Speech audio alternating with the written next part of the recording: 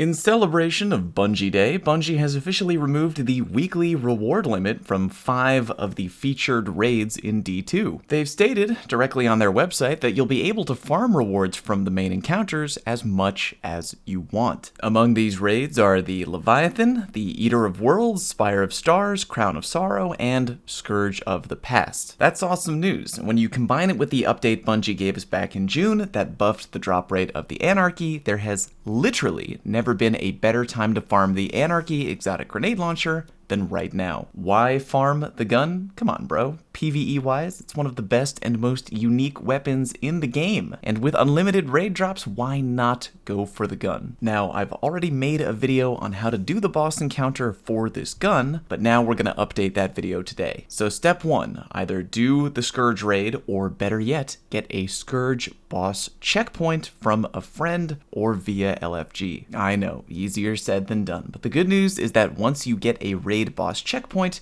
you can farm the Anarchy hardcore for the rest of the week without needing to do the previous encounters of the raid again. Here's how you're gonna do that. When you have the boss checkpoint, have your friends who plan on joining you for farming raid loot join your fire team. Now make sure you switch characters in order to save that boss checkpoint across multiple characters on your account. Now that you've got the boss checkpoint saved on multiple guardians, you can beat the raid on one guardian, load up the checkpoint on your other guardian, have your friends join your fire team, then have them wait while you switch back to your main guardian. Not too hard, right? Remember, the Scourge raid can be farmed forever now, so as long as you hold on to that one checkpoint on your other guardian, you can just load up the final encounter, then swap to your main character, and beat the boss over and over and over and over and over. You can literally farm this raid all day on one character while saving the checkpoint on another character. So now that you have the boss checkpoint saved on multiple guardians and you're ready to actually farm the boss over and over,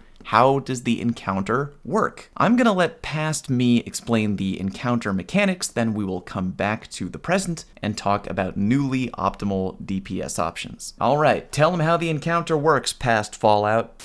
The goal is to kill the boss, a giant badass robot named Insurrection Prime. In order to kill him, 2 things need to happen. 1, you need to de-shield him. You can de-shield him by shooting multiple weak points he has on the outside of his body. All of his weak points need to be shot until broken, and you can do this whenever during the encounter. The second thing that needs to happen is once he's been de-shielded, you gotta shoot him with a Drake tank and stun him, beginning the damage phase. Most of this boss fight involves your team trying to summon the Drake tank while avoiding being killed. Here's how the team composition should go. 1 person can be the map reader, which IMO, once you learn how to do it, is kind of the easiest job. Then you need 4 people to be orb fetchers, which you're going to break up actually into 2 groups of 2, Team A and Team B. And the last guardian is kind of a free roamer whose main priority should be killing ads, but also de-shielding the boss, which again is very important. If the map reader or any of the orb fetchers have time, they can also help the roamer in de-shielding the boss when they can. Alright, let's start with the map reader. By killing the first berserker who's just outside the map room, you can pick up a radiant battery, aka orb, that they drop, and bring it back to the map room to dunk into a machine. This powers up the holo map and launches the boss fight. The holo map might look a little intimidating if you've never done it before. Trust me, it isn't. It displays a map of the entire encounter. The yellow circles are the guardians in your fire team, and the red triangles represent enemy berserkers. Now you're looking for a specific berserker on the map who has a giant glowing red orb over their head. Remember how you have 2 teams of orb fetchers, Team A and Team B? You're instructing orb fetcher Team A to go find the first berserker and deal with him. Here's how you call out the berserker location with this handy map that I drew just for you. Took me all night, please no bully. So the black rectangle is the map of the encounter. Your team spawns in the map room at the bottom. There are 6 locations where the red orb berserker can possibly spawn, but between looking at the hologram map and cross-checking with this image, you should be able to figure it out. When you find the red orb berserker, call out the location, and the orb fetcher Team A is going to head out to find and kill that berserker. Killing the berserker can be tricky. You have to get close to them and piss them off, which makes them activate this weird little bubble shield around them. Being in the bubble slows down and basically tethers your Guardian, but you need to be in the bubble to shoot and break 2 packs on the Berserker, one on their chest and another on their back. Again, you need to shoot and destroy both of these packs. When you do, the bubble shield breaks and you can murder the Berserker like normal. When they die, they'll drop 2 orbs on the ground, which Team A will both pick up. Now, the map reader needs to tell each Guardian which orb needs to be delivered to which tank spawn. Check my beautifully drawn diagram again. See, there are 3 tank spawns that form kind of a triangle around the arena. I've labeled them 1, 2, and 3 because if you look at the holo map, they are represented with 1, 2, and 3 green dots above them. If the Guardian holding an orb has 1 dot above their head, they need to go to tank station 1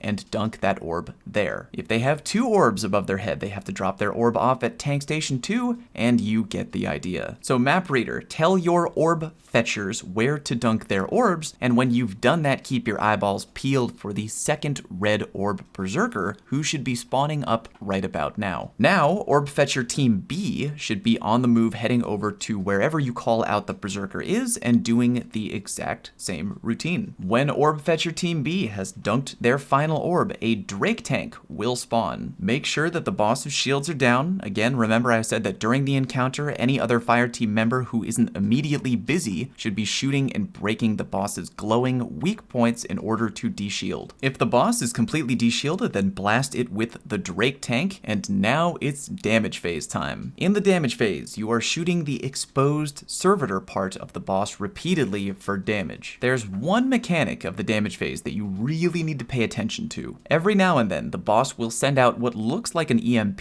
a gigantic wave of light. All Guardians will get hit by this no matter what. When you do, look down on the bottom left of your HUD, and you're looking for one of 3 words: continuous, angular, or parallel. Now, I expect exactly 0 people to remember all of those words because F that noise, so to keep things easy, most fire teams just focus on the first letter of each word. So C, A, and P. Your fire team will have 2 of each status condition. The goal is to stand next to the other member of your fire team who has the exact same status condition that you do. For example, if you get blasted by the EMP and you have the continuous or C status condition, you want to find and stand next to the other member of your fire team who also has the continuous status condition. If you do stand next to a Guardian who has the same condition, guess what? Both of you get a damage buff. Hooray! If you stand next to a Guardian who has a different status condition than the one you have, you will both damage each other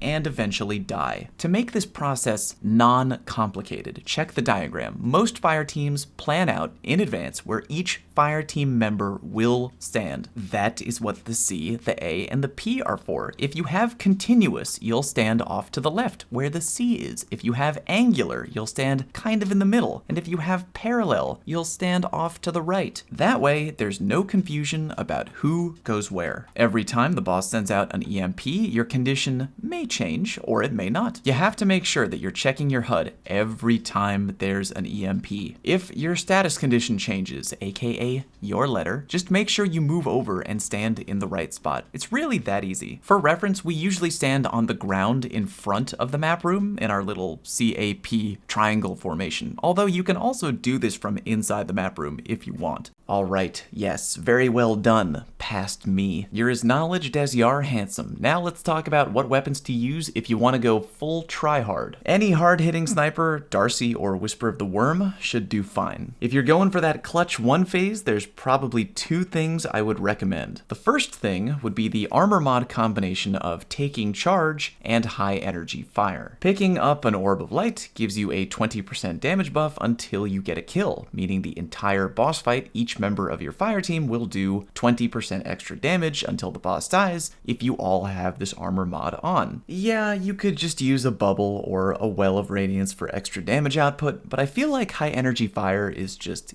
easier for this boss fight. The next option is Oppressive Darkness, found on the seasonal artifact. Make sure maybe a few people on your team are playing a Void subclass and have this turned on. During the DPS phase, try to take turns tagging the boss with a Void grenade to debuff him while sniping the F out of his crit spot. And that's pretty much it. With the raid reward cap lifted on this raid, you can farm the boss checkpoint again and again and again, all week long. With the buffed drop rate as well, it'll only be a matter of time until you get the gun. So get a group of friends, get that boss checkpoint, and save it, and get to farming. If you found this video helpful, click like, and maybe share it with a friend who doesn't yet have the Anarchy. Show them there's still hope, you know? Light at the end of the tunnel. If you haven't already, please hit the subscribe button, and thank you very much for helping my channel grow. Thank you for watching, and I'll see you next time.